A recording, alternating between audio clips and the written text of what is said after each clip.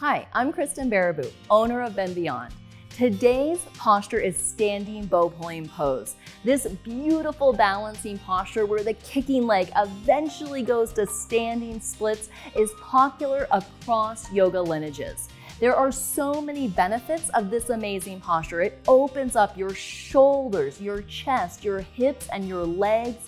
It strengthens your feet, your legs, your back, and your shoulders. Form is key, just like in all of our other postures. It starts at the foundation. Distribute the body weight equal over your standing foot and make sure that your standing leg is locked solid. That's not hyperextension at the knee. Hyperextension can cause damage to the ligaments of the knee, impacting your hip, knee, and ankle. Instead, a locked knee is a straight leg. Knee over ankle, hip over knee, all of the muscles engaged, creating stability for this balancing posture. The hips, we get a lot of questions about that. Do you allow the hip to open up all the way? Do the hips have to stay square? The more even that you keep your hips, the truer back bend you'll get. But everybody's body is different. So make sure that your foot, your kicking leg foot, goes straight back, and that'll be the perfect hip alignment for you. This posture is a back bend and a spine twist, opening across your chest and shoulders as you back bend in the lower spine. It is a full body exercise that builds balance, determination, and focus. Let's go take a closer look. Standing bow pulling pose, Dandayamana Dhanurasana. Right hand out in front of you, palm facing up, elbow touching your body. Bring your hand out to the right, already starting your shoulder opening. This is key. Do not twist or turn your hand. Drop your hand straight down, palm facing up, and grab your right ankle from the inside, 5 fingers together, full grip.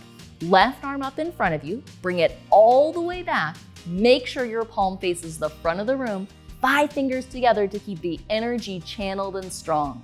Focus your eyes. Lock out your standing leg, straight leg, knee over ankle, hip over knee, all the muscles contracted, and make sure that your knees are all the way together to start. This will help with the hip alignment. Take a deep breath, stretch up, and charge your body forward. Not so much with speed, but with intention.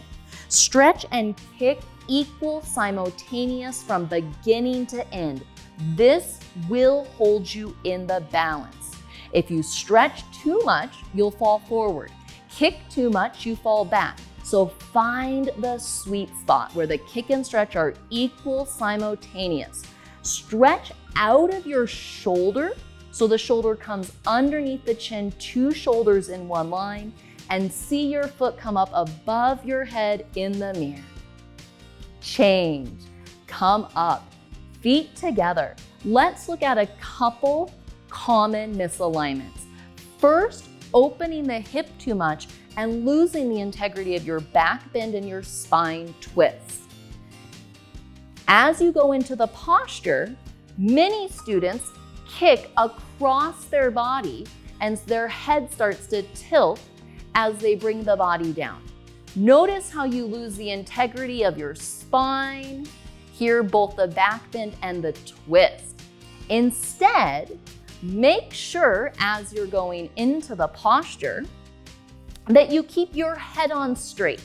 I like to envision that I'm getting my profile shot for my passport taken. Make sure your 2 eyes are parallel to the floor and the same distance from the mirror in front of you the whole time. This will help with the hip alignment, keep your knee in, your hips relatively even, and preserve your back bend and your spine twist. Let's take a look from another angle for another common misalignment. Many times students focus too much on bringing the body down and not enough emphasis on the kick.